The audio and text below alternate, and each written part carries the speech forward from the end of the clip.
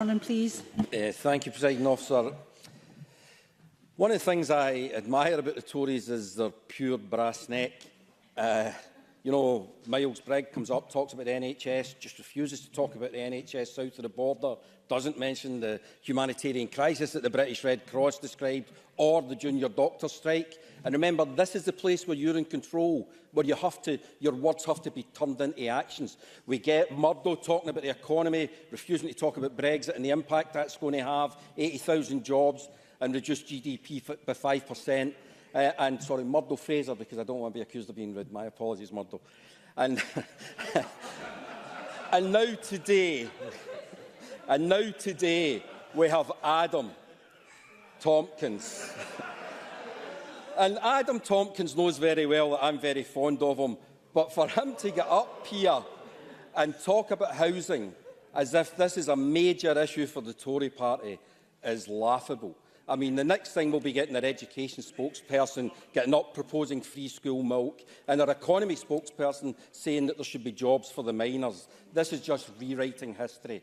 Ensuring everyone has a safe, warm and affordable home is, and has been for many years, a real priority for the Scottish Government. And it's why we've invested over £3 billion in affordable housing to deliver at least 50,000 affordable homes over a lifetime of this Parliament. And I just want to touch on what Maurice Golden was making a big play of, about targets that the Scottish Government had to change and the Scottish Government didn't achieve.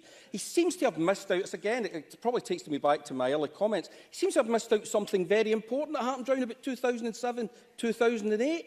A big financial crash, you might not remember it, and yet you should because you were knee-deep in it. And obviously, everything had to be re-looked after that financial crash. Our budget was cut. The money that we've got to spend in housing was not available. Obviously, things had to change then, but we've reached our target since, and we've been increasing. And if you look at what's happening down south and compare it to here, if we had gone by the level of house building down south, we would have 40,000 houses less than we've built in that period of time over the last 10 years. And that, I hate to say this with George here, would mean that there was a town the size of Paisley missing from the Scottish population.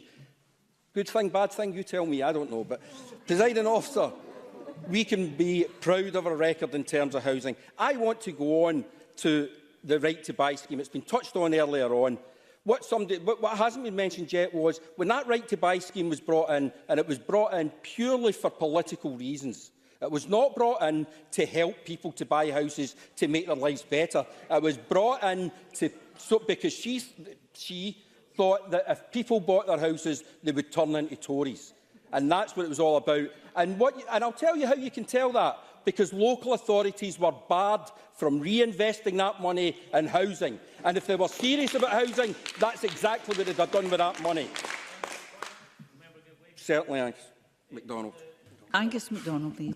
Thank you. Does the member agree that encouraging local authority pension funds to invest in social and affordable housing, as has already happened with the Falkirk Pension Fund, of which I was a governor, I should declare, it ticks so many boxes and also provides pension funds with an ethical investment and a decent return? James Dornan. I think that's a great idea, and I would hope that the Strathclyde Pension Investment Fund that represents the workers in my city would consider that. But we talk about also the right to buy meant a loss of houses for council tenants. Ash very eloquently put forward her case about her grandmother. Please, could you use full names? I know you're trying, but please. I don't think I'm that trying, Presiding Officer, but yes, I will do. Ash Denham Red. Right. We never got a council house until I was 16. We stayed in a room and kitchen with an outside toilet. When we got our council house, it had 3 bedrooms, it had an inside bathroom, inside toilet. It was just heaven. Thatcher came along and said to people, we'll give you that house for next to nothing. There you go, big bargain. Eventually, because buying the house was cheaper than renting the house, my parents bought that house. They did it with great regret, but they couldn't afford not to do it.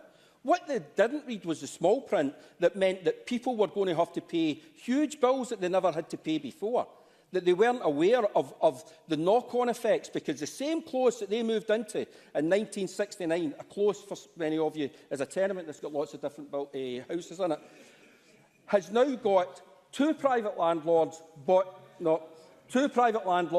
that, in the top flats. They too have both went bankrupt. The businesses went bankrupt. They too are lying empty. It now means that that close is not the close that it was when my parents bought that house and over the 30 years that they stayed in it.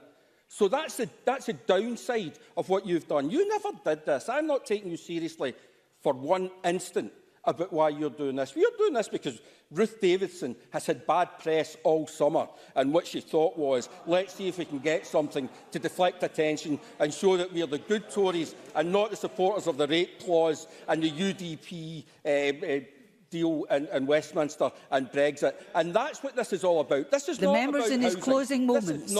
This is not about helping the people of Scotland. This is about trying to help the Scottish Conservative Party and its flailing leader. Thank you. Thank you very much.